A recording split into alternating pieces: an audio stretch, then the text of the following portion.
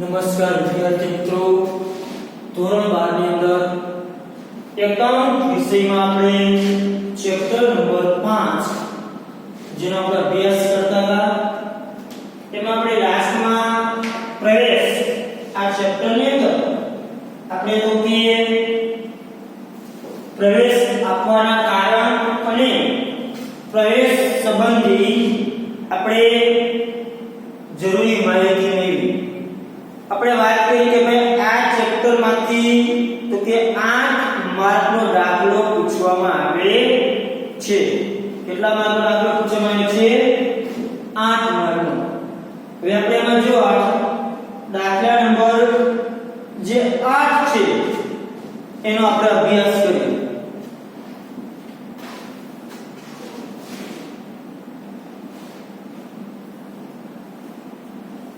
તો કે દાખલા નંબર 8 ની રકમ છે જે હું વાંચું છું। ખાસ વિદ્યાર્થી મિત્રો, શરૂઆતના 2-3 દાખલામાં થોડુંક જોજો, ન સમજાય તો મને પૂછજો, કે તમારા માટે પ્રવેશનો પ્રથમ દાખલો છે એટલે થોડુંક તમને અલગ લાગશે। હવે જો ચેપ્ટર નંબર જે આપણે 4 નો અભ્યાસ કર્યો તેમાં જે આપણે પુનઃમૂલ્યાંકન ખાતું અને પાકું સર્વે જે બનાવવાના જે દાખલા જોયા હતા, જો એ દાખલા આવડતા હશે તમને તો આ ચેપ્ટરમાં તમને 60 થી 70% ઈઝી થઈ જશે, બહુ અઘરું લાગશે નહીં। હવે જો દાખલા નંબર 8 તો કે આભા અને બીના 2:1 ના પ્રમાણમાં નફો નુકસાન વેચતા ભાગીદારો છે। પેલા ભાગીદારો કોણ હતા? આભા અને બીના। કયા પ્રમાણમાં નફો નુકસાન વેચે છે? તો કે 2:1 ના પ્રમાણમાં તો કે નફો નુકસાન વેચી લેતા ભાગીદારો છે। તારીખ 31/3/17 ના રોજનું એની પેઢીનું પાકું સરવૈયું નીચે મુજબ, એટલે કે પાકું સરવૈયું આપણને આપેલું છે। કેનું? તો કે આભા અને બીના। જો નીચે તમને એનું પાકું સરવૈયું છે, મૂડી દેવા અને મિલકત લેણ, મૂડી કાટા અનામત, વળતર અનામત, રોકાણ અનામત, લેણદાર દેવડી, પછી મિલકત આપી છે પાકની જમીન, મકાન, યંત્રો, સ્ટોક, દેવાદારો, એટલે એની પાકા સરવૈયું આપણને આભા અને બીનાનું આપેલું છે। કેમ કે પહેલા ભાગીદાર હતા કોણ? આભા અને બીના। જેનું જૂનું પ્રમાણ એટલે કે નફો નુકસાન ક્યાં પર હતું? તો કે 2:1 ના પ્રમાણમાં। હવે આગળ નીચે પાકા સરવૈયા જે તમે જો હવાલા આપ્યા છે, તો કે હવાલા શું? તો કે તેઓએ તો કે 1/4/17 થી ઋષિને તો કે નવા ભાગીદાર તરીકે નીચેની શરતોએ પેઢીમાં દાખલ કરે છે। તો કે એ નવા ભાગીદારને જો પ્રવેશ આપે છે, કોણ પ્રવેશ કઈ આપે છે? તો કે ઋષિને। કેમ? કઈ તારીખે આપ્યો પ્રવેશ? 1/4/17 થી એને ઋષિને તો કે નવા ભાગીદાર તરીકે પ્રવેશ આપે છે। પહેલા ધંધાકીય કોંજી છે, પેઢી છે, એમાં ભાગીદાર કોણ હતું? તો કે આભા અને બીના। નવો ભાગીદાર કોણ આવ્યો? તો કે ઋષિ। એને શું આપ્યો? પ્રવેશ। તો કે ઋષિને તો કે પ્રવેશ આપે છે।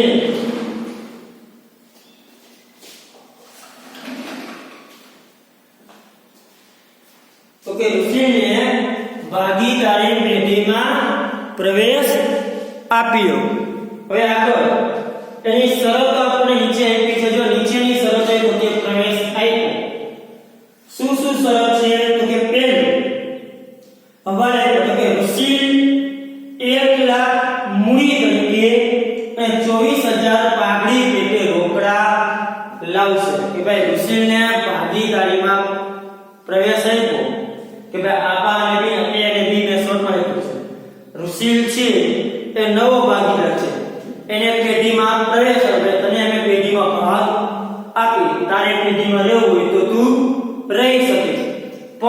એને તો કે નીચેની શરતોએ પ્રવેશ આપ્યો કે ભાઈ ઋષિને મૂડી તરીકે કેટલા તો 1 લાખ અને પાઘડી પેટે કેટલા રોકડા લેવો તો કે 24,000 શું કરશે રોકડા લાવશે કે ભાઈ ઋષિને નવો ભાગીદાર ધંધામાં આવે એને 1 લાખ મૂડી તરીકે અને 24,000 રૂપિયા પાઘડી પેટે રોકડા લાવશે ત્યાર પછી હવે જમીન મકાનની કિંમત 17,000 થી વધારે યંત્રોની કિંમત 32,000 સુધી ઘટાડી દેવાદાર પર 10% ગાળકા અનામત રાખવી નહીં ચૂકવેલ જીબી માટે 1100 ની જોગવાઈ કરવી અને ત્રણેય ભાગીદારોનું નવ નફા નુકસાનનું પ્રમાણ 2:1:2 રાખવું અને નવ પ્રમાણ કેટલું રાખવાનું તો કે 2:1:2 તો કે નવ પ્રમાણ જે ભવિષ્યમાં પછી ત્રણેય ભાગીદાર છે એનું પ્રમાણ રાખવાનું છે 2:1:2 એનું નવ પ્રમાણ તમારે જાળવી રાખવાનું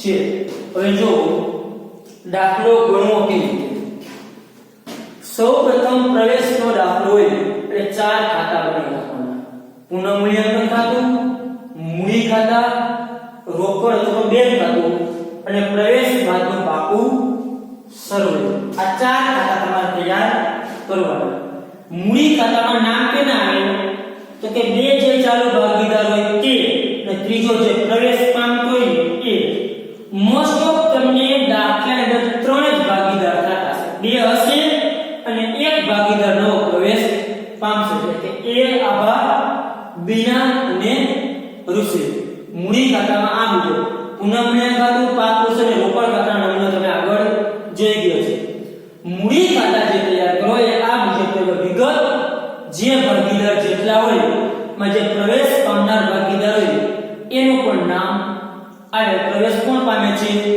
ઋષિ તો ઋષિનું પણ એ નામ આવશે કે આભા બીના અને ઋષિ જે પ્રવેશ પામે છે ત્રીજો ભાગીદાર આભા બીના અને ઋષિ ઉધાર જમા હવે અહીંયા આપણે દાખલામાં તૈયાર કરવાનું કીધું છે જરૂરી આમનું પુનઃમૂલ્યાંકન ખાતું મૂડી ખાતા રોકડ બેંક ખાતું અને પાકું સરવૈયું અને આમનું પણ આપણે લખવાની છે આમનું કઈ લખવાની થાય કે આપણે ચેપ્ટર નંબર પુનઃગઠનમાં જોયું જે પુનઃમૂલ્યાંકન ખાતા મસરાફી તે અને ભાગીદારો જે કઈ અનામતોની વહેંચણી કરી એની આમનું આપણે દર્શાવવાની થાય અને વધારે પાઘડીની અને મૂડીની આમનું થશે વધારે હવે આગળ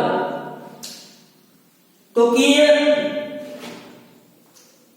ખાતા 4 દોરાઈ ત્યાર પછી દાખલાની શરૂઆત કઈ રીતે કરવી હવે ખાસ એક ઈ યાદ રાખવાનું કે નવો ભાગીદાર પાઘડી પેટે રકમ કઈ રીતે લાવે છે એ ખાસ જોવાનું કે નવો ભાગીદાર જે પાઘડીની રકમ છે એ રોકડમાં લાવે છે કે નથી લાવતો એ તમારે ખાસ જોવાનું છે અને નવો ભાગીદાર જે પાઘડી લાવશે એ હંમેશા ત્યાગના પ્રમાણમાં વેચવી પડે કયા પ્રમાણમાં પાઘડી વેચવાની ત્યાગના પ્રમાણમાં જો દાખલામાં ત્યાગનું પ્રમાણ ન આપ્યું હોય તો અમે આગળ જે લેક્ચરમાં અભ્યાસ કર્યો તો ત્યાગનું પ્રમાણ કઈ રીતે શોધવું તમને અન્ય માહિતી આપેલી હોય એના ઉપરથી તમારે ત્યાગનું પ્રમાણ જેને કહેવાય શોધવું પડે છે તે મુજબ તમારે પાઘડીની વહેંચણી કરવી પડશે હવે અહીંયા દાખલાની શરૂઆત કરતા પહેલા સૌપ્રથમ તો કે મૂડી ખાતા અને રોકડ ખાતાની બાકી લખવાનું મૂડી ખાતાની બાકી હંમેશા જમા કરવાની બાકી આગળ લાવી ચાલો આભા અને બીના તો કે આભાની મૂડી કેટલી છે 80,000 અને બીનાની મૂડી કેટલી છે 60,000 આ તો નવો ભાગીદાર એની મૂડી હોય ને દાખલાની શરૂઆત કરી તો સૌપ્રથમ બંનેની મૂડી લખવાની મૂડી ખાતામાં કઈ બાજુ જમા કરવાની અને રોકડ બેંકની બાકી રહી છે ઉધાર બાજુ લખી નાખવાનું બાકી આગળ લાવી ચાલો કેટલી બાકી છે છે રોકડ જાય જો મિલકત લેણા બાજુ ઉધાર બાજુ એની બાકી લખાય ઉધાર બાજુ આની બાકી હોય જમા એટલે એની બાકી લખી જમા બાજુ બાકી લખાઈ ગઈ હવે બાકી લખાઈ જાય ત્યાર પછી હવે દાખલાની શરૂઆત કરવાની બાકી લખાઈ ગઈ પછી શું કરો દાખલાની શરૂઆત તો જો પહેલો જવાબ છે ઋષિલ 1 લાખ મૂડી તરીકે અને 24,000 પાઘડી પેટે રોકડા લાવશે જે પાઘડીનો હવાલો રહ્યો એ ન આવડે તો પહેલા પાઘડીનો હવાલો આપણે છોડી દેવાનો પહેલા બીજા વાળા સોલ્યુશન તો પાઘડીનો હવાલો લગે તો છેલ્લે સોલ્યુશન કરવાનું પણ અહીંયા હું તમને સોલ્યુશન કરું જો ઋષિ 1 લાખ રૂપિયા શું લાવે છે મૂડી પેટે અને 24,000 પાઘડી પેટે કઈ રીતના લાવે છે તો કે રોકડા લાવે છે શું લાવે છે રોકડા હવે એ હવાલો આપણે સોલ્યુશન કરીએ પહેલો જે હવાલો છે તે હવે બીજું આપણે કીધું કે સૌપ્રથમ તમારે એ જોવાનું કે નવો ભાગીદાર જે છે એ પાઘડીની રકમ કઈ રીતે લાવે છે રોકડમાં લાવે છે તો ત્યાં મૂડી અને પાઘડી બંને રકમ રોકડી લાવે છે બે રકમ કઈ લાવે છે રોકડમાં કે રોકડમાં લાવે છે કોણ ઋષિ ઋષિ શું છે નવો ભાગીદાર હવે ઋષિ રૂપિયા લાવે તો કે રોકડા મૂડી પેટે અને 24,000 પાઘડી પેટે પાઘડી હંમેશા ત્યાગના પ્રમાણમાં વેચવામાં આવે છે આપણે નમૂનાની તમને જે પાઘડીની હિસાબી અસર લખાવી છે એમાં લખાયું છે નવો ભાગીદાર પાઘડી રોકડમાં લાગે તો આનું શું થાય તો જો તમને આનું નમૂનાની લખાવી છે પહેલી શું લખાવી હતી તો કે નમૂનાની જે આનું તમને લખાવી હતી કે ભાઈ જ્યારે નવો ભાગીદાર જેને કે પાઘડીનું પ્રીમિયમ રોકડમાં લાગે તે આપણે આનું લખી હતી રોકડ ખાતે ઉધાર કે પાઘડીના પ્રીમિયમ ખાતે અને બીજી પાઘડીના પ્રીમિયમ ખાતે ઉધાર કે ભાગીદારના મૂડી ખાતે જમા કયા પ્રમાણમાં ત્યાગના પ્રમાણમાં પહેલા તો જે મૂડી લાવે છે ને કે ભાઈ મૂડી લાવે એની આનું શું થશે તો કે રોકડ ખાતે ઉધાર તે કોણ મૂડી લાવે છે ઋષિ તો કે ઋષિના મૂડી ખાતે જમા કેટલી મૂડી લાવે છે તો કે મૂડી એટલે કેટલા લાવ્યો ઋષિ 1 લાખ રૂપિયા આપણે 11મા ધોરણમાં પણ આપણે આની ચર્ચા કરી છે જ્યારે કોઈ પણ ભાગીદાર મૂડી પેટે રૂપિયા લાવે તો એ ધંધામાં રોકડા લાવે છે મૂડી પેટે 1 લાખ રૂપિયા તો કે મૂડી પેટે રૂપિયા લાવે કોણ લાવ્યો ઋષિ એટલે આપણે ઋષિના મૂડી પેટે શું કર્યું જમા તો કે ઋષિ મૂડી પેટે રકમ લાવે છે કેટલા 1 લાખ રૂપિયા રોકડા લાવે છે ધંધામાં ઋષિ રોકડા લાવે એટલે ધંધામાં રોકડ આવે એટલે રોકડ ખાતે શું કર્યું ઉધાર કોણ લાવ્યું તો કે આપનાર કોણ છે ઋષિ તે ઋષિના મૂડી ખાતે જમા તો કે ઋષિ જો 1 લાખ મૂડી પેટે અને 24,000 પાઘડીના ભાઈ કઈ રીતે લાવે છે રોકડમાં રૂપિયા લાવે છે ભાઈ કઈ રીતે લાવે છે રોકડા હવે આની આમનો દાખલ તમારા ખાતામાં કઈ રીતે દર્શાવવાનું તો કે જે ઋષિનું ખાતું હોય મૂડી ખાતું એટલે કે મૂડી ખાતામાં જમા ખાતું અહીંયા લખવાનું રોકડ ખાતે કેમ કે ઋષિના મૂડી ખાતે એના ખાતામાં લખાય નહીં ચાલો ઋષિ મૂડી પેટે કેટલા લેવો તો કે 1 લાખ રોકડ ખાતે છે એટલે રોકડ ખાતાની ઉધાર બાજુ નામ કેનું લખાય જમા તો જમા કેમ છે તો કે ઋષિના મૂડી ખાતે કેટલા રૂપિયા તો કે 1 લાખ રૂપિયા ટૂંકમાં તમને કહી દઉં જ્યારે નવો ભાગીદાર મૂડી પેટે રકમ લાવે એટલે એટલે એની અસર તો કે મૂડી એટલે જ્યારે રકમ લાવે એટલે જે તે નવો ભાગીદાર છે મૂડી ખાતાની જમા બાજુ અને રોકડ ખાતાની ઉધાર બાજુ અસર થાય આ વસ્તુ ફાઇનલ કે મૂડી ખાતાની જમા બાજુ કેના મૂડી ખાતા તો કે ઋષિના મૂડી ખાતા જમાડે મૂડી ખાતાની જમા બાજુ ઋષિ છે એના કોલમમાં રકમ આવશે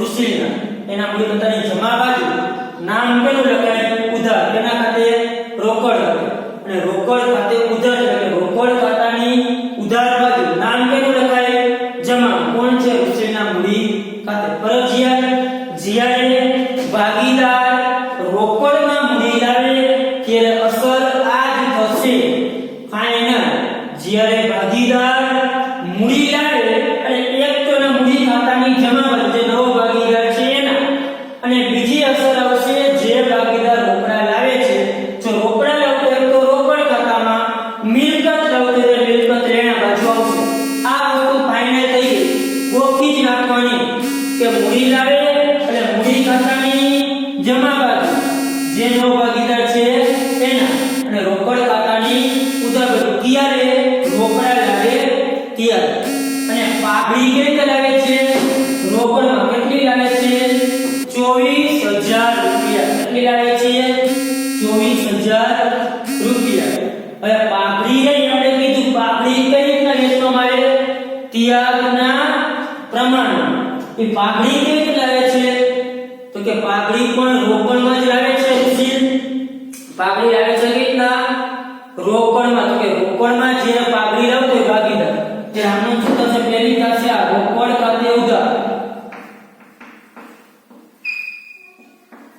તે પાઘડીના પ્રીમિયમ ખાતે કેટલી પાઘડી લાવે છે તો કે 24000 રૂપિયા લાગે છે કેટલી લાવે છે 24000 રૂપિયા રોકડમાં લાવે છે જો પાઘડી બીજી આગળ કઈ થાય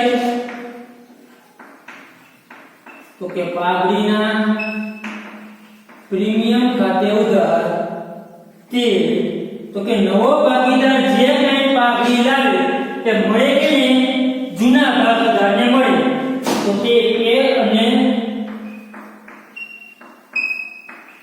અને B ના મૂડી ખાતે જમા થાય કયા રૂપિયા 24000 હવે ફરીથી આવી ગયા ઋષિ 1 લાખ રૂપિયા મૂડી ખાતે રોકડા લાવ્યા અને 24000 રૂપિયા રોકડા છે ને આપ્યા પાઘડી રીતે એટલે ટોટલ અને પેઢીને રોકડા કેટલા આપ્યા 1,24,000 પણ નવો ભાગીદાર જે પ્રવેશ પામતો હોય એ પાઘડી કે જે રૂપિયા લાગે આ રૂપિયા જે જૂના ભાગીદારો છે એ શું કરી લેશે વેચી કરી લેશે અને જે પાઘડી લાવે એ પાઘડી હંમેશા કયા પ્રમાણમાં વેચાયા કયા પ્રમાણમાં આ જે 24000 રૂપિયા છે એ A અને B ત્યાગના પ્રમાણમાં લઈ લે એટલે કે જે ભાગીદાર જેટલો ત્યાગ કર્યો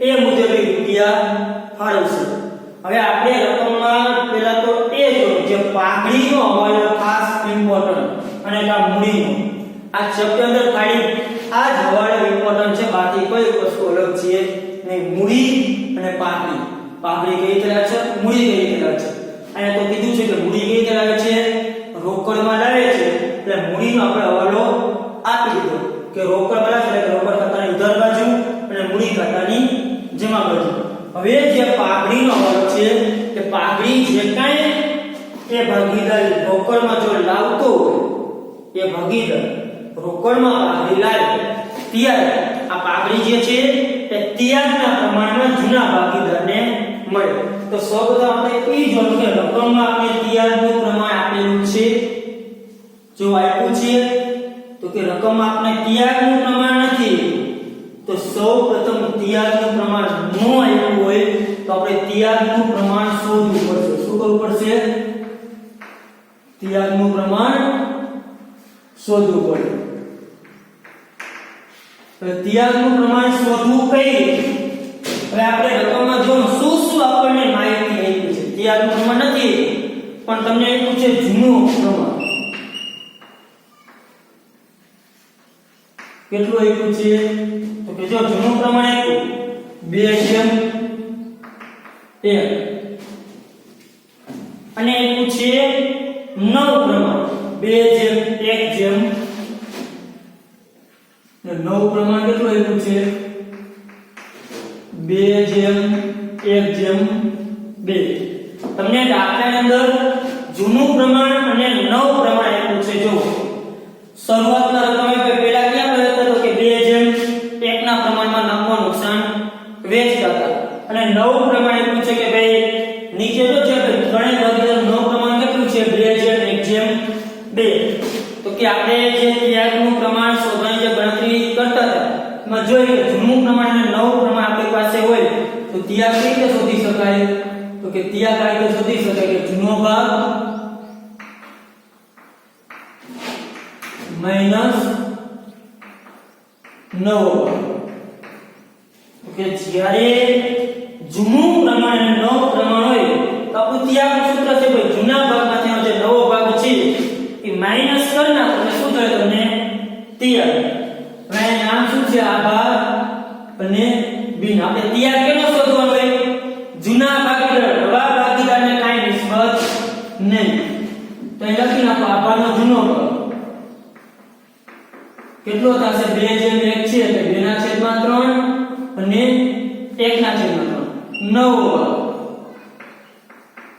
કેટલો તો કે 2/5 આભાનો અને બીનાનો થશે 1/5 આપણે જે ભાગીદાર પ્રવેશ પામે છે એનું આપણે ત્યાગનું પ્રમાણ શોધવાનું હોય ને ત્યાગનું પ્રમાણ આપણે કેમ શોધવાનું જે જૂના ભાગીદારો છે એનું જો દાખલામાં આપી દીધું હોય તો કોઈ પ્રશ્ન નથી ન આવ્યું હોય તો આપણે શોધવું પડશે તો કે કઈ રીતે શોધી આપણે જો અહીં શું આવ્યું છે તો કે જૂનો ભાગ અને નવો ભાગ આપ્યો છે એટલે કે જૂનું પ્રમાણ અને નવું પ્રમાણ આપ્યું છે એના પર તમારે ત્યાગ શોધવો હોય તો આ રીતે શોધી શકાય જૂના ભાગમાંથી નવો ભાગ શું કરવાનો માઈનસ શું ગણી જશે ત્યાગનું પ્રમાણ આપણે સરળતાથી મેળવી શકીએ છીએ ચાલો જૂનો ભાગ કેટલો પેલા આપણે શોધી એનો ત્યાગ તો કે એનો જૂનો ભાગ કેટલો 2/3 માઈનસ નવો ભાગ કેટલો 2/5 આગળ ના બરાબર 5 કરી 15 3 દુ 6 સોરી 5 દુ 10 3 દુ 6 છેદમાં 15 10 માંથી શોધી તો 4 ના છેદમાં 15 પછી શોધી b નો ત્યાગ ચાલો b નો જૂનો ભાગ 1/3 માઈનસ નવો ભાગ 1/5 5 એકા 5 3 એકા 3 છેદમાં 15 5 માં 3 એટલે 2 ના છેદમાં 15 તો કે જવાબ કેટલો 4 ના છેદમાં 15 અને 2 ના છેદમાં 15 તો કે ત્યાગનું પ્રમાણ છેદ 2 ના સરખા છે તો ત્યાં તો કે ટૂંકું શું થશે 4/2 આનું ટૂંકું થાય તો 2/1 તો કે આપણે ત્યાગનું પ્રમાણ કેટલું મળ્યું 2/1 કઈ રીતે શોધ્યું ખાસ વિદ્યાર્થી મિત્રો તમારે એ જોવું છે કે ત્યાગનું પ્રમાણ કઈ રીતે શોધવું આ ચેપ્ટરની અંદર મહત્વની વસ્તુ આ છે ત્યાગનું પ્રમાણ કઈ રીતે પાપડીની અસર કઈ રીતે આપવી અને મૂડી લાગણી કઈ રીતે અસર આપવી તો કે અહીંયા આપણી પાસે દાખલામાં તમે જો જૂનું પ્રમાણ અને નવું પ્રમાણ બંને આપેલા હતો એટલે કે જૂનું પ્રમાણ અને નવું પ્રમાણ આપ્યું હોય ત્યારે ત્યાગ શોધવું હોય તો આપણે ત્યાગ છે જૂનો ભાગ માઈનસ નવો ભાગ પહેલા આટલો ભાગ મળતો પછી આટલો મળશે તો જૂનો ભાગ જે માંથી નવો ભાગ માઈનસ કરી નાખો એટલે ખબર પડે કે કેટલો ત્યાગ કર્યો છે એટલે ત્યાગ કેટલો કર્યો 4/15 છે અને ત્યાગ કેટલો કર્યો 2/15 અને પ્રમાણમાં લખવું હોય તો 2 ના છેદ સરખા હોય છેદ કાઢી નાખો ઉપરની રકમ એ શું કહેવાય ત્યાગનું પ્રમાણ તો ત્યાગનું પ્રમાણ કેટલું થયું 2/1 કેટલું થયું 2/1 હવે જે નવો ભાગીદાર જે પાઘડી લાવે છે કેટલી પાઘડી લાવે છે 24000 રૂપિયા આ જે પાઘડી 24000 લાવે છે એ આ બંનેને 2/1 ના પ્રમાણમાં વેચવાની થાય એટલે કે એને કેટલા મળે 2 ના ભાગે 16000 અને આને મળશે 8000 રૂપિયા એટલે 16,000 અને 8,000 રૂપિયા. ચાલો આમાં કઈ નો સમજાણું હોય તો તમે મને પૂછજો. હા બરાબર છે. પાઘડી જે છે તે ખૂબ જ મહત્વનો મુદ્દો છે. જો આપણે તિયાગનું પ્રમાણ શોધ્યું પછી જે નવો ભાગીદાર જે પાઘડી 24,000 રૂપિયા લાવે છે એ પાઘડી તો કે એ અને બી બે જે એકના પ્રમાણમાં 24,000 રૂપિયા શું કર્યા વેચને કર્યા કે એના ભાગમાં આવશે 16,000 અને બી ને મળશે 8,000 રૂપિયા. જે પાઘડીની રકમ છે એ રકમને આપણે વેચણી કરી. હવે એને આપણા ખાતામાં દર્શાવીએ તો જે આમનો કરી તમે ખતમણી કરી નાખો તો કે જો રોકડ ખાતાની ઉધાર બાજુ શું છે રોકડ ખાતાની ઉધાર બાજુ પાઘડીના પ્રીમિયમ ખાતે કેટલા રૂપિયા 24,000. તે પાઘડીના પ્રીમિયમ ખાતે જો પાઘડી ખાતું આપણી પાસે છે નહીં અને પાઘડીના પ્રીમિયમ ખાતે ઉધાર તે એ અને બી ના મૂડી ખાતે જમા કે એ અને બી ના મૂડી ખાતાની જમા બાજુ વિગતમાં શું લખાશે પાઘડીના પ્રીમિયમ ખાતે એના ખાતામાં 16,000 અને બી ના ખાતામાં 8,000 રૂપિયા. ફરીથી કહી દઉં જ્યારે ભાગીદાર રોકડમાં પાઘડીદાર તે અસર આ રીતે છે. એક અસર છે રોકડ ખાતાની ઉધાર બાજુ જેટલી પાઘડીની રકમ લાગે તે. બીજી અસર આવશે મૂડી ખાતાની જમા બાજુ પાઘડીના પ્રીમિયમ ખાતે જૂના જે ભાગીદાર છે એને તિયાગના પ્રમાણમાં વેચવાની રકમ થાય. તિયાગનો જે દાખલામાં આપ્યું હોય તો કઈ છે નહીં ન આપ્યું હોય તો તમારે શોધવું પડે. કઈ રીતે શોધવું એ રકમમાં તમને આપેલી માહિતી પરથી ખબર પડે. અહીંયા આપણને શું આપ્યું હતું જૂનું પ્રમાણ અને નવું પ્રમાણ આપ્યું હતું એટલે એ ઉપરથી આપણે તિયાગનું પ્રમાણ શોધ્યું. તિયાગ શોધીને આપણે પ્રમાણ શોધ્યું અને જે રોકડ લાવવો હોય જ્યારે મૂડી તરીકે એની અસર તો ફાઇનલ એક તો મૂડી ખાતાની જમા નવા ભાગીદારના મૂડી ખાતામાં અને રોકડ ખાતાની ઉધાર બાજુ. અહીં આપણો પહેલો વાળો સોલ્યુશન છે જે પાઘડી અને મૂડી જે રકમ લાવે છે એનો વાળો સોલ્યુશન કે જે વાળો ખૂબ જ ઇમ્પોર્ટન્ટ હતો એ જ વાળો મહત્વનો છે. બાકી આ દાખલામાં કશું અલગ છે ને. હવે તમે જો જે પુનઃઘટના જે દાખલો ગણો છો એ મુજબનો દાખલો ચાલુ થઈ જશે. જો આગળ જમીન મકાનની કિંમત 17,000 થી વધારી. ચાલો જમીન મકાનની કિંમત 17,000 થી શું કરવાનું છે વધારવાનું. તો જમીન મકાનની કિંમત વધારી તો આપણને ફાયદો થાય કે નુકસાન તો કે જમીન મકાનની કિંમત આપણે શું થાય મિલકત છે આપણે શું થશે ફાયદો. ફાયદો છે પુનઃમૂલ્યાંકન ઉધાર કે જમા તો કે પુનઃમૂલ્યાંકન ખાતાની જમા બાજુ જમીન મકાન કેટલી વધારવાની છે 17,000 થી. જમીન મકાનની કિંમત વધારો. બીજી અસર મિલકત લેણા બાજુ જમીન મકાન. ચાલો આપ્યા છે કેટલા આપણને પાકા સરવૈયામાં જમીન મકાન આપ્યા છે 72,000 એમાં 17,000 નો વધારો કરો. વધારા છે ને એટલે જમીન મકાન કેટલી કિંમતથી દર્શાવાશે 89,000. જો જમીન મકાનનો કિંમત 17,000 થી વધારવાની છે હવે એમાં ચમચી કેટલી અસર થાય બે અસર. એક અસર એટલી પુનઃમૂલ્યાંકન ખાતાની જમા બાજુ કે મિલકત છે મિલકતની કિંમત વધે આપણને થાય ફાયદો એટલે એક અસર જમા. બીજી અસર તો કે જમીન મકાનનો વધારો છે. નવી પાકા અસરમાં જમીન મકાન 72,000 હતા એમાં 17,000 વધારે છે. નવા પાકા અસર જમીન મકાન કેટલાથી દર્શાવાશે 89,000 રૂપિયા. ત્યાર પછી ત્રીજો યંત્રોની કિંમત 32,000 સુધી ઘટાડવી. વાળો જો કાજે યંત્રોની કિંમત 32,000 સુધી ઘટાડવી. એટલે યંત્રો એ રાખવાના કેટલા તમને કીધા 32,000 કે ભાઈ યંત્રોની કિંમત કેટલી 32,000 સુધી ઘટાડવા. તો યંત્ર આપણે પાકા સમ આપ્યા છે કેટલા તો કે 40,000 આપ્યા છે. કેટલા આપ્યા છે 40,000.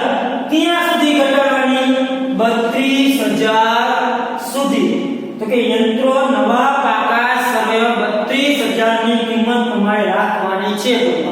તો યંત્રોની કિંમતમાં શું થયું તો કે 8000 રૂપિયાનો શું થયો ઘટાડો થયો કે પેલા 40 હતા દર્શાવ્યા કેટલા 32 તો એટલે યંત્રોની કિંમત થઈ ઓછી કેટલી ઓછી થઈ 8000 મિલકતની કિંમત ઘટે તો આપણને થાય નુકસાન તો પુનઃ મૂલ્યાંકન ખાતાની ઉધાર બાજુ યંત્રો ખાતે કેટલા રૂપિયા તો કે 8000 રૂપિયા આપણે યંત્રોની કિંમતમાં શું કહ્યું ઘટાડો કર્યો એટલે પુનઃ મૂલ્યાંકન ખાતાની ઉધાર બાજુ યંત્રો ખાતે કેટલા 8000 રૂપિયા ત્યાર પછી દેવાદાર પર 10% ગાયકા અનામત રાખવી એ જો જે દેવાદાર પર ગાયકા અનામત રાખવાની કીએ ત્યારે આપણે આ કેટલા સુધારા નામનો દેવાદાર જે આપ્યા હોય તે ઇનરની રકમ રાખવાની ચાલો દેવાદારને આપ્યા કેટલા 24000 રૂપિયા કેટલા આપ્યા છે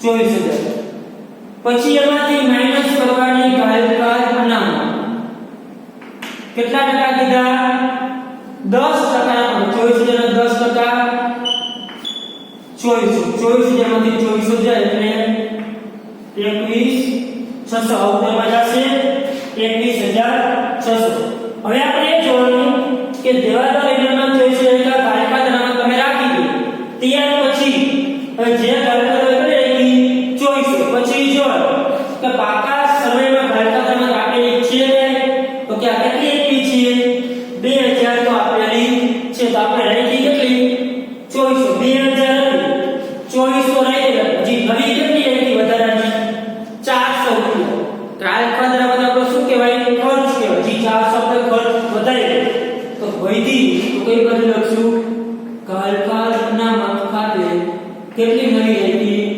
400 જો વધારે આવે તો આ બાજુ અને ઓછી જે 400 જો તો આ 100 તો 400 જરૂર નથી એમ કઈ બાજુ લખે જમા બાજુ પણ નવી રાખણી જે 2400 હતા આપણે રૂપિયા પડ્યા કેટલા છે 2000 પડ્યા 2400 રૂપિયા આપવાના છે મેં જોયું 2000 આપણી પાસે રૂપિયા પડ્યા છે અને આપણે આપવાના કેટલા છે 2400 તો આપણે ઘરેથી કેટલા લાવવા પડે 400 રૂપિયા હજી આપણે લાવવા પડે તો 400 રૂપિયા જે લાવવા પડે આપણા માટે શું કહેવાય ખર્ચ કહેવાય શું કહેવાય ખર્ચ એટલે કઈ બાજુ લખાય પુનઃ મૂલ્યાંકન ખાતાની ઉધાર બાજુ ખાસ ગાયકા અનામતનો હવાલો આ રીતે સોલ્યુશન કરવાનું શબ્દ જોઈજો આપણે સીધી શબ્દ તો યંત્રની કિંમત કઈ રીતે ગઈ ત્યાર પછી હવાલા નંબર છે 5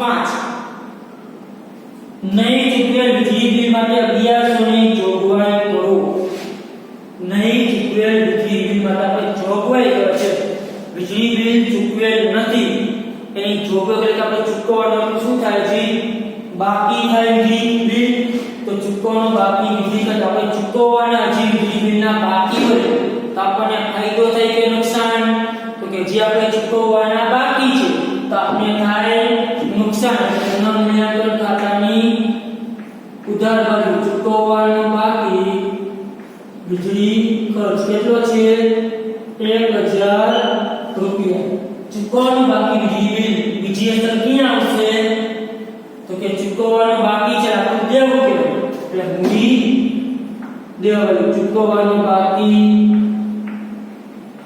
વીજળી ખર્ચ કેટલો રૂપિયા છે 1000 રૂપિયા ત્યાર પછી છઠ્ઠો વાળો છે નવ પ્રમાણ એ નવા પ્રમાણની આપણે શા માટે એવી હવાલો હતો ત્યાગ શોધવા માટે આપણે નવ પ્રમાણ આપેલું હતું બાકી નવા પ્રમાણની કોઈ જરૂરિયાત છે નહીં હવે આગળ જે આપણે આગળ કરી દઈએ હવાલાનું સોલ્યુશન થઈ જાય ત્યાર પછી પાકા સર્વેની બાકીનો કરવાનો નિકાલ એટલે કે પાકાસમાં જે બાકી એવી છે એનો નિકાલ કરવાનો ચાલો મૂડી જવાબદારી નિકાલ કરતા જઈએ તો પહેલા એક છે મૂડી ખાતા કઈ લખી નાખી મૂડી ખાતા કેના છે આપા બિના અને નવો પાછો કોણ આવશે રૂસેલ એના જે આપણે ખાતા બંધ કરીએ ત્યારે આપણને એની બાકી આપણને મળશે ત્યાર પછી પૂછે સામાન્ય અનામત ચાલો સામાન્ય શું થાય વેચણી થાય કે ન થાય કે એનું દેવા થાય કે દર્શાવશું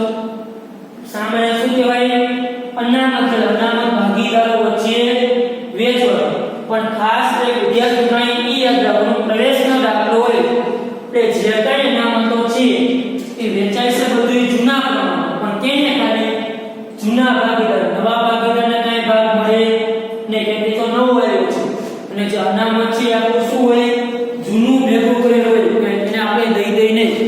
નવો એટલે બાજુ તો આપણને નાના અંકોમાં વધે તો આપણે નવા ભાગીદારને આપણે અનામતની રકમ આપીશું ને અનામત કેને મળશે માત્ર જે કંઈ વેચણી કરે તે પ્રવેશના દાખલામાં એ તમામ વેચણી જૂના ભાગીદારોને કરવામાં આવે છે. એને કહેવામાં આવે છે જૂના ભાગીદારોને. જો આ પાઘડી વેચી પણ કેને વેચી? જૂના ભાગીદાર. નવા ભાગીદારને કાંઈ વસ્તુ વેચાય નહીં. જે કાંઈ વેચે જૂના ભાગીદાર એટલી રકમ પાઘડી એક ને પાઘડી જે નવો લાવે છે એ એક જ ત્યાગના પ્રમાણે છે. બાકી તમામ વસ્તુ જે છે એ હંમેશા જૂના પ્રમાણે છે. વેચણી થતી હોય તો નો થતી તો કે વસ્તુ છે નહીં. ચાલો સામાન્ય નામ વેચી નાખો. કઈ બાજુ અનામતની બાકી કેવી હોય? જમા બાકી. પણ નો ખબર પડે તે રકમ કે મૂડી દરના કઈ બાજુ કહેવાય? જમા બાજુ. તો જે કંઈ કી ખાતામાં કઈ બાજુ લખાય? જે તે ખાતામાં જમા બાજુ લખાય. સામાન્ય કેટલું એવું છે? 18,000. એના જૂના પ્રમાણ જૂનું પ્રમાણ શું છે? 2 જેમ 1,000 ગુણ્યા 2 ભાગ્યા 3 આને મળશે 12,000 આને મળશે 16,000. ત્યાર પછી પૂછે કારીગર વળતર અનામત. શું પૂછે? કારીગર વળતર અનામત. અનામત કહેવાય તો કે અનામત બાકી કેવી હોય? જમા. આનું શું થાય? કારીગર વળતર અનામત ખાતે ઉધાર તે ભાગીદારના મૂડી ખાતે જમા. એ આનું પાસે તો વળતર અનામત છે એ પણ કઈ બાજુ જાય છે?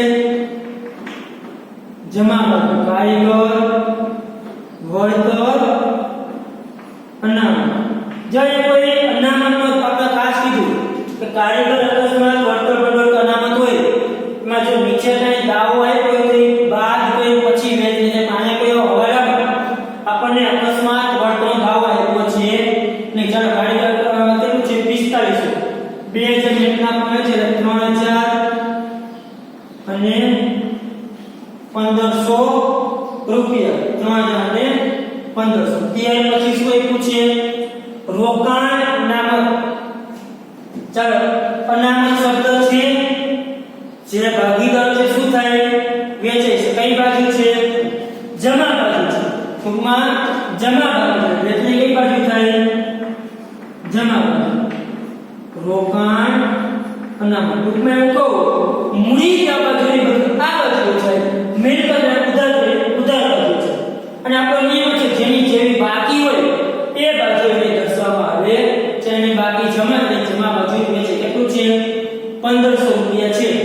અને કોઈ રોકાણનો હવાલો છે ને જો રોકાણ આપ્યા છે તો રોકાણનો કોઈ હવાલો નથી. જો હવાલો આવ્યો ને તો રોકાણનો જે વેચે તે પહેલા હવાલામાં જો ઘટાડો થયો તો પહેલા રૂપિયા અહીંથી માંડી વાળે અને પછી જે રકમ વધે તે વેચે. અત્યારે આપણે બધી વેચી નાખશું 1000 અને 500. રોકાણનો 1000 અને 500. ચાલો ત્યાર પછી લેણદાર વેચાય અનામત છે તો કેના દેવું છે તો કે દેવું જે બાજુ છે એ બાજુ લખી નાખવાનું. કેટલા છે? 21,000 હવાલો છે તપાસર આપી દીધી હોત. પછી છે દેવની હવાલો છે એમ લખી નાખો. દેવની કેટલી છે? 12,000 લખી નાખો. ચાલો બીજા બાજુ કામ પૂરું. ત્યાર પછી મિલકત લેણા બાજુ. ચાલો જો મિલકત લેણા બાજુ શું પૂછે? પહેલા પૂછે પાઘડી. ખાસ જૂની જે પાઘડી એ પાકા સરળ તે પાઘડી માંડી વાળવામાં આવે છે. શું કામ આવે છે? માંડી વાળવામાં આવે છે. એટલે કે આ જે પાઘડી માંડી ગઈ એ પાઘડી માંડીને આનું શું થાય? ભાગીદારના મૂડી ખાતે ઉધાર. એટલે મૂડી ખાતે ઉધાર. પછી બીના મૂડી ખાતે ઉધાર તે પાઘડી ખાતે કેટલી છે? પાઘડી 18,000. આ જે પાઘડી આપી હોય પાકા સરળ તે પાઘડી જૂના ભાગીદારો છે જૂના પ્રમાણમાં માંડી 18,000 માંડી છે 12,000 અને 6,000 રૂપિયા માંડી વાળા થશે. પાઘડી હંમેશા શું થાય? પાકા શ્રેણી દર્શાવવામાં આવતી નથી. જે પાકા શ્રેણી પાઘડી દર્શાવી હોય આ પાઘડી જૂના ભાગીદાર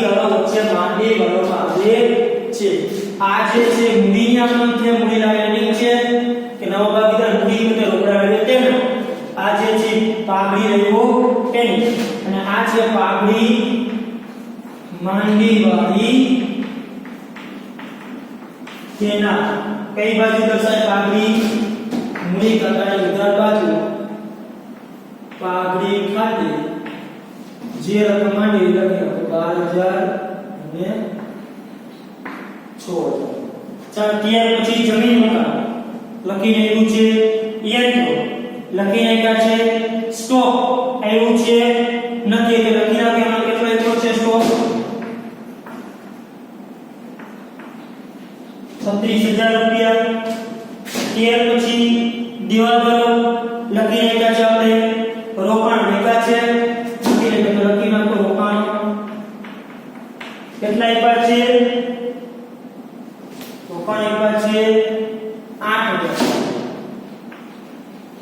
ત્યાર પછી છે રોકડ બેંક ત્યાર જશે જ્યારે આપણે બંધ કરશું ત્યારે રોકડ બેંક ને આપણને બાકી જશે જે બાકી જાય એ બાકી આપણે માં દર્શાવશું જાહેરાત ઝુંબેશ ખર્ચ કેવી બેંકો કહેવાય અવાસ્તવિક એટલે કે જાહેરાત ઝુંબેશ આપણે આગળ જોયું કે એક પ્રકારનો ખર્ચ કહેવાય એટલે ભાગીદારો વચ્ચે શું કરવાનું હોય વહેંચણી કરવાની હોય તે બાકી છે ઉધાર ભજવેલ છે જાહેરાત ઝુંબેશ ખર્ચ કેટલો આવ્યો છે 6000 આવ્યો છે 4000 અને 2000 રૂપિયા ચાલો હવે જે પાકા સમયમાં જે કંઈ બચે તે બધાનો શું કરી નાખો નિકાલ કરી નાખો ખાસ જે અનામતો છે અને જે ખર્ચ આપણે આગળ પુનઃગઠનના ચેપ્ટરમાં જોયા કે એવા અનામતો એની કઈ બાકી એ જે આપણે વહેંચણી કરી છે એની જે આમનો છે એને અનામતો અને ખર્ચને ખાલી ખતમ કરેલી છે એટલે અનામતો અને ખર્ચ ભાગીદારો વચ્ચે વહેંચણી કરવામાં આવે છે ત્યાર પછી હવે અનામત અને ખર્ચ વેચાઈ ત્યાર પછી આપણે કરવાના ખાતા બંધ તમામ વસ્તુની અસર અપાઈ બરાબર છે પછી કરવાના ખાતા બંધ કરે પહેલા ગણું પુનઃ મૂલ્યાંકન ખાતું બંધ કઈ બાજુ સર વધારે છે જોવાનું ઉધાર બાજુ આવે છે કે જમા આપણે જાય છે 8,9400 આપણે જાય છે 17,000 કે વધારે કઈ બાજુ આવ્યો જમા બાજુ તો કે શું થયું કહેવાય નફો એ અને બે ને શું કરવાનું વેચવાનું ખાસ અહીંયા જે નફો આ બધું વેચવાનું કે ને જૂના ભાગીદારો ચાલો 17,000 માઈનસ 8,000 માઈનસ 400 માઈનસ 1000 નફો આવ્યો 7,600 એ આપણે વેચવાનું આપણે આપ્યું છે 2/1 સોરી ચૂકવવાનો બાકી ખર્ચ 1100 છે હો અહીં ચૂકવવાનો બાકી ખર્ચ આપ્યો છે કે આપણને 1100 રૂપિયા આપે છે 1000 નહીં સોરી મિસ્ટેક થઈ ગઈ ચૂકવવાનો બાકી ખર્ચ કેટલો આપ્યો છે 1100 એવા 75 છે તો કે આના આવશે 5000 અને આના આવશે 2500 આ જે પછી ક્યાં લેવાનો મૂડી કાકાની નફો એ તો જમા ખોટો એ તો ઉધાર પુનઃ મૂલ્યાંકન ખાતાના ખાતે 5000 આના ખાતે 2500 ત્યાર પછી કરવાનું શું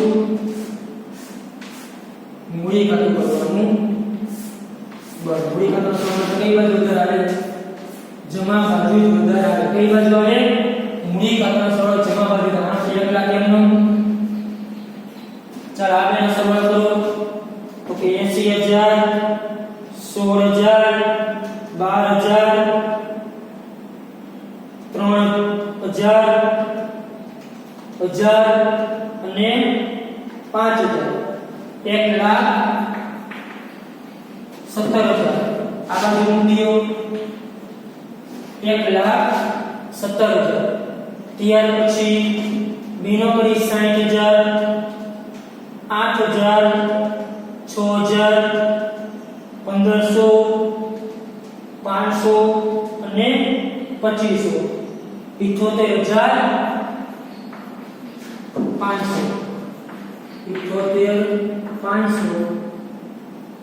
અને 1,00,000 બાકી આગળ લઈ ગયા. ચાલો આગળ તો 1,00,000 જશે.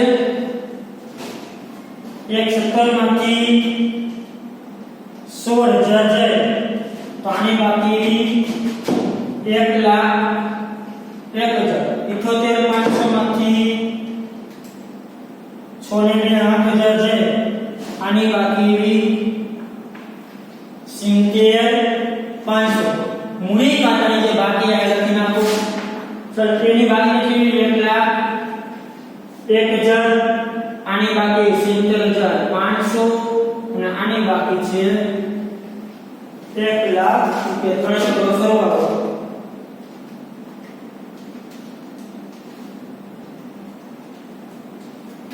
2,71,500 કરો રોકડ ખાતું બંધ.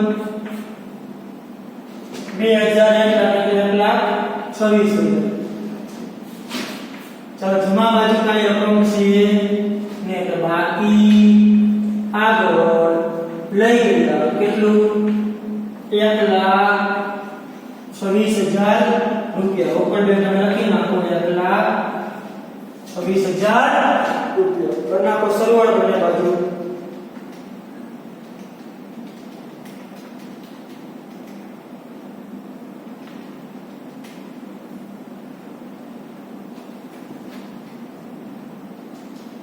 $2,71,500 પ્લસ 28,000 પ્લસ 12,000 પ્લસ 1100 3,12,600. આ બાજુ 3,12,600 આવી જાય આપણો દાખલો સાચો. 82,000 32,000 21,600 36 8 3,12,600 બંને બાજુ સંખ્યાઓ થઈ ગઈ. અને આપણો આ પ્રવેશનો જે 8 માર્કનો દાખલો છે એ દાખલો આપણે અહીંયા પૂરો થઈ ગયો. શું થઈ છે? પૂરો. કે ભાઈ તમને આપના દાખલામાં આમનોંધ લખવાની કીધી છે, જરૂરી આમનોંધ લખો. હવે જો વિદ્યાર્થી મિત્રો આવો મોટો દાખલો તો તે આંખમાં ગયો હજી આમનોંધ લખી કે એવડો મોટો આમનોંધ અને આ દાખલો બંને થિયરી સાથે પૂછી શકે નહીં. તમારે આમનોંધ લખવાની કી તો તમને આમનોંધ કહી દો. આમનોંધ કઈ રીતે લખવાની થશે? એમાં જે પાઘડીની જે મૂડી પેટે રકમ લાવે છે, નવો ભાગીદાર જે પાઘડી પેટે લાવે છે અને પાઘડી માંડી હોય એની તો મેં આમનોંધ લખેલી છે, એની આમનોંધ તૈયાર કરેલી છે. આ સિવાયની બીજી આમનોંધ કઈ થશે તમારે? તો કે આ સિવાયની તમારે આમનોંધ એક આમનોંધ થશે અનામતો, જે આપણે આમનોંધ કરી છે તે અનામત છે બધી ઉધાર ને ભાગીદારના મૂડી ખાતે જમા. એક આમનોંધ થશે જાહેર ઝુંબેશ વતી, એક આમનોંધ જાહેર ઝુંબેશ વતી અને પુનઃમૂલ્યાંકન ખાતાની 3 એક આ અને એક નફા. આપણે આગળ જઈને આમનોંધ કઈ હતી એ મુજબ એક આ પુનઃમૂલ્યાંકન ખાતા બધી પુનઃમૂલ્યાંકન ખાતે ઉધાર અને આ બધા ખાતે જમા. પછી પુનઃમૂલ્યાંકન ખાતે જમા અને જમીન મકાન ખાતે ઉધાર અને એક કરી પુનઃમૂલ્યાંકન ખાતાની નફા. પુનઃમૂલ્યાંકન ખાતે ઉધાર તે એના મૂડી ખાતા અને બીના મૂડી ખાતા. એટલે 1 2 3 આમનોંધ એક આની સંયુક્ત અને એક આમનોંધ આ મૂડી ખાતે જે વેચણી કરી છે તો મૂડી ખાતે જમા એ અને બીના અને આ ત્રણે શું કરવાનું?